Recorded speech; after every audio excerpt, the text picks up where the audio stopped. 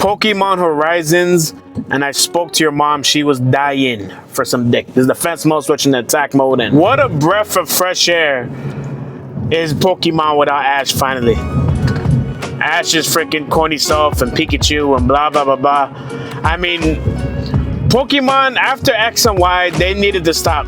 Like, Ash should have won the Pokemon League and X and Y, and that should have been it. That should have been it. That should have been the last of Ash. That way you end it properly. You end it properly, finally wins the Pokemon League. There's no reason for us to watch Ash and Pikachu no more. Let's move on. That was the perfect time to do it, but no. They just had to be stubborn and just wait until nobody gave a shit no more about the Pokemon anime no more, and freaking Ash and Pikachu, until they finally decided to fucking change the formula. And for years, the dumbass creator and everything, they're all saying, it's either the creator or the director of the series basically saying, oh yeah, Ash is eternally 10, he never ages, and him losing all the time, you know, it teaches a tough lesson to kids. It teaches the right lessons to kids. What lesson are you teaching kids? How to be a fucking loser? That's what you're teaching the kids? How to fucking lose endlessly until the end of fucking time? Oh yeah, but you never give up. Yeah, never give up so you can lose again.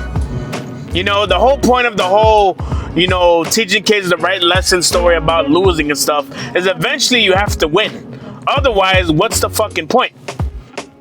And that was the whole problem with freaking Ash or whatever. It's like, look, you can only lose so many fucking times. It's the same effect as when someone wins too many fucking times. When your character wins all the freaking time, it becomes unrealistic, it becomes annoying, and then nobody cares anymore. But when you lose all the time, you get the same fucking effect. It's like, when are we gonna get to the point where you win? Win already. You know, it got so tiring. X and Y was the perfect time to finally do it. It was the first Pokemon games that had 3D, that was no longer sprites and shit. And the anime was great as well attached to it. It's like, this was the time for him to win and end the fucking arc. Would have been the perfect way to end it. But no, he had to lose again. And then fans were so pissed off when he lost in X and Y, fans just gave up on the series. And then they followed up with Sun and Moon, which the games are great. Even I would even say better than X and Y, but then the freaking anime decided to go on a more cartoony route. So let's take away the realistic anime drawings of what X and Y was going for, and let's just make it this cartoony bullshit, Sun and Moon. So the combination of X and Y, him not winning the Pokemon League when everybody really wanted him to win at that point, and then the whole thing with the changing of the art style, that was it. That was like the final straw. It was the final straw for me too. I stopped with the Pokemon anime like a while before that. Like, I stopped watching Pokemon animes in black and white because the black and white, both the video games and anime just simultaneously sucked. But once we got to X and Y or whatever, you know, I was really into Pokemon again because we finally had 3D Pokemon in the main story, and now we had this cool anime. And then once we got to Sun and Moon, I played Sun and Moon. I love Sun and Moon, but as far as the anime went, I was like, I'm not watching this shit. I said, this is fucking ridiculous. And I basically gave up on them. At least the anime did. And then, you know, and then they decided the Sun and Moon. They decided that they wanted to use Sun and Moon to make him finally win the league or whatever. Like, you know, the Sun and Moon wasn't really the Pokemon League. It was like some tribal thing, and in the game you're the first one to win it or something like that. But they finally make him decide to win something, and fans didn't care anymore by that point. It was too late. You know, like in wrestling, when they make the bad guy the champion and they make the good guy chase and chase and chase and chase endlessly, so you finally get to the point where you're like, I don't care no more. Like, you're never gonna make the good guy win. You're just gonna keep dragging his out, make the bad guy hold it forever. It's like, eventually the good guy needs to win. In this case, the protagonist Ash needed to win. You waited. You should have done it with X and Y, and you did it. You waited until the shittier art style, cartoony art style of Sun and Moon to finally make him win, and fans didn't care anymore by that point. You already pulled the rug from under them too many times, including me. I had it by that point. I wasn't even watching. I heard he finally won the Sun and Moon. I was like, who gives a fuck? Like, I was already getting sick and tired of Ash by that point anyway. And then by the time he finally won the Sun and Moon, too little, too late. He should have won the X and Y. Oh, he won the Sun and Moon. Who gives a shit? And the shitty art style is like, I stopped giving a fuck. And then once then they made him win the what's it called? Not Scarlet Violet, the Sword and Shield. they made him win in that one too. And it's like, okay, good, keep it up. He needs to win at least 8 more generations before he can catch up with how much of a fucking loser he is. Because he lost the last up until Black and White, that was 5. X and Y was 6. So he lost 6 and won 2. He has 4 more to go. See you in 10 to 15 years when he catches up with his losing ass ways. And so, but they finally realized by the time Sun and Moon came out, oh shit, we need to actually make him win. Fans are pissed off at the art style, and they're pissed off at the fact they didn't win X and Y. And then, Sun and Moon came along, and then he won, and they're like, oh, fans don't give a shit. Let's make him go ahead and win in Sword and Shield as well. He won in Sword and Shield. Nobody still didn't give a shit. And it didn't help that Sword and Shield, the video game, that fans are pissed off. I mean, Nintendo's been on a besides the Legends games, they've been on a streak of making stupid games. And Sword and Shield, Sword and Shield and Scarlet and Violet had their own problems. Scarlet and Violet was released too early, was buggy as fuck, and it just wasn't as good as Legends. It just wasn't. And then Sword and Shield, when it came out, it's supposed to be the first mainline Pokemon game in the home console instead of just being handheld versions. And what ended up happening? The game was lackluster. Everything they did in Scarlet and Violet is what they should have done in Sword and Shield, but they're just so much in a rush to release these games that they release it like not quite as good as it should be. With Sword and Shield, there was the fucking open world thing that wasn't that great, and in Scarlet and Violet, they finally got the open world thing right, but they released it too early and it was buggy. So they messed up both times. But at least with the anime, this time around, they haven't messed up. Because finally they did the right thing and they got rid of Ash. They didn't get rid of Pikachu because if you watch Horizons, they call him Cap, and that's like his nickname, Cap. But basically, he's a captain of the ship, even though he's not even moving. He just sits there on a chair with his arms folded and a captain hat on. It's like, how the fuck is he supposed to move this ship? His small ass baby arms and stuff. But anyway, that's not the point. The point is they did keep Pikachu because, to be honest with you, that's who they really need to keep is Pikachu. They don't need Ash, and you don't need the same exact Pikachu that's with Ash. It could be any Pikachu. Pikachu is the mascot of Pokemon, just like Mickey Mouse is the mascot to Disney and Mario's the mascot to Nintendo. Pokemon's the mascot. Pokemon is the mascot. Pikachu is the mascot of Pokemon. So you have to keep. You don't have to, but still. It would be smart, if you want to keep Pikachu as the mascot of Pokemon and recognize him and stuff, the smart thing to do is to keep him in the anime. So I don't have no problem with that. And this is a different Pikachu. This isn't the same Pikachu from with Ash or whatever that's friendly. This Pikachu always has he always has like an angry look on his face. Now he's not angry, he's always smiling, but it's like a sinister, frown smile. And he always has his arms folded, so he's a completely different Pikachu. He's a lot more cool or whatever than the original Pikachu with Ash. So I like everything about this anime. I'm 10 episodes deep, and the first you start off with the main character named Liko. And Liko was, generic main character kind of, but at least, this character is something different. It starts off with the female one, and we don't see Roy until 5 episodes down the line. It takes it to the 4th and I think 5th episode if we finally see Roy. The first few episodes about Liko and a pendant. A pendant is basically something that her grandma gave her.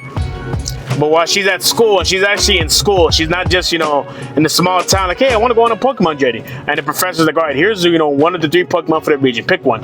Okay, bye. Have a good journey. They're actually in school, and she, I think she transferred to the school, whatever, and they present a whole bunch of Pokeballs, and they pick one out of the Pokemon to get. Now, the starters aren't just the starters for the Scarlet and Violet region. It's actually starters from all the generations. So all the fire, grass, and water starter types from all the generations. Because her friend next door gets a black and white Asquat. Gets the black and white water Pokemon. So she gets, of course, Spirito, if I'm saying that right. The grass starter for Scarlet and Violet. And, the Spirito pretty much does the Pikachu thing from the first Pokemon, where she doesn't really get along with its trainer right away. Right off the bat, and when she takes out the Pokemon, it runs away, and she has to leave class and go outside trying to find it and all that stuff. And then she even tries to start training him, or her, I guess, I don't know, training her Spirito outside at night to try to learn some moves. She's trying to learn leafage, but like Spirito either doesn't listen to her or he just like, you know, can't do anything yet. Now all of a sudden some random guy goes and tries to get some paperwork to go and speak with her. And he say, "Can you come with me? Let me go, you know, bring your pendant with you." And she gets bad vibes from him immediately, saying, "Oh my, your grandma sent me to you." And he's like, "My grandma doesn't like have like."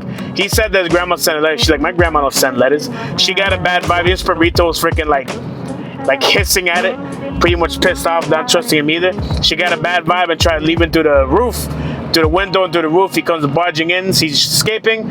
He grabs his crew and they start chasing her. She doesn't know why they want the pendant, but that's her grandma's pendant that she gave her as a kid, and she isn't about to give it up. And you know, they corner her, and of course she's just a starter with a Pokemon, doesn't even know how to use a simple move yet. And she's getting chased by these freaking Pokemon trainers that have fully evolved Pokemon that could whip her ass. So eventually she gets cornered, and I think they escape one of them, and they eventually get cornered. And then some random guy comes with his Charizard and fights him off and helps her and gets her out of there. And then, you know, so that whole being in the school thing pretty much goes out the window. And they basically go into the ship with this guy. And the anime starts out great with like this version of Team Rocket.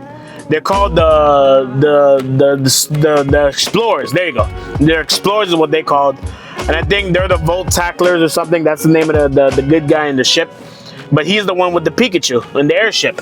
And basically they're there to save her and get her out of the way. And these people called the Explorers really want that pendant. And eventually they want not just the pendant, but they want her as well. Because the pendant is like a Pokemon of some kind. And it like protects her when she's in danger. But the cool thing about it is like this version of Team Rocket isn't just the shitty ass Jesse and James comedy relief Team Rocket. These group called the Explorers are actually like, you know, dangerous, you know?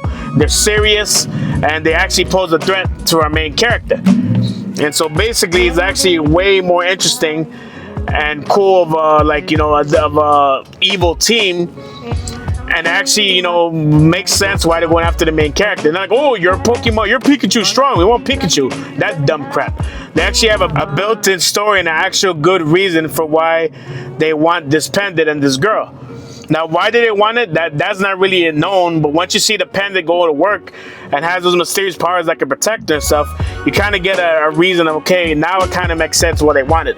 Clearly, there's some connection to some legendary Pokemon of some kind.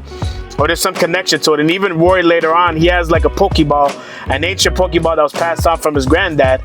And that ends up having some kind of special power too. And a freaking black Rayquaza comes out of it and saves them in a situation where him and Roy and Liko were about to pretty much get kidnapped by the main villain of the Explorers.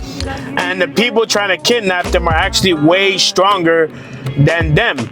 They're not just a bunch of dumb lackeys of the group that are gonna get whooped by you and your starter Pokemon. They're actually very strong and very dangerous, and they're just starting out, both Roy and Liko.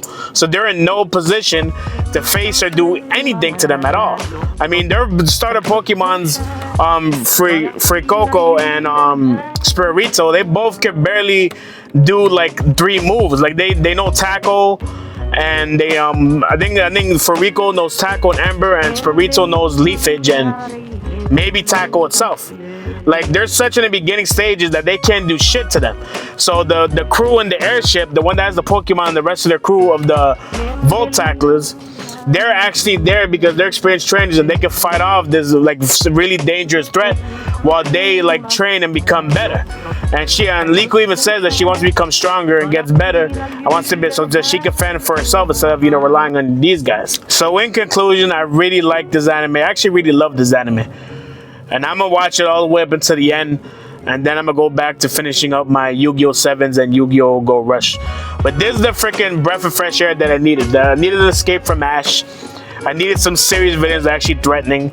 And a story, you know, that actually makes sense. That the fact that they're getting chased and they're trying to become stronger while this crew of theirs actually helps them out while they try to get, you know, get up to snuff with them.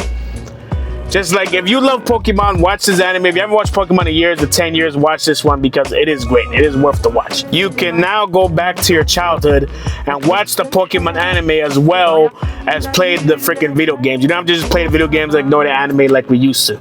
You can actually do both now again because we actually have a great anime, and a pretty alright Pokemon game that came out to go with it. It actually is making me actually want to finish off my DLC from Scarlet and Violet that I didn't care for because the anime got me back into the Pokemon fever. So trust me, if you haven't watched Pokemon in years, watch this one. This is Attack Most Back to Defense Mode. I'm out. Peace.